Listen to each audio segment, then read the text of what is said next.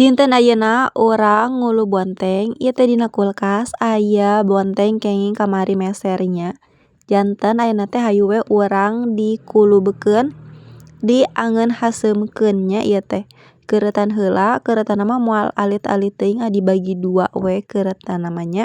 Seuneu keneh kieu diangeunkeun teh henteu lunyu teu kedah nganggo minyak sagala rupi. Ieu mah kantun ngeuretan bonteng, teras tos rengse ngeuretan bonteng kieu mah bawangna we keuretan, teras ngangge salam. Oh nya ieu teh kahilapan aya nu acan panghaseumna teh urang ngalah heula ieu tah calincingna nya.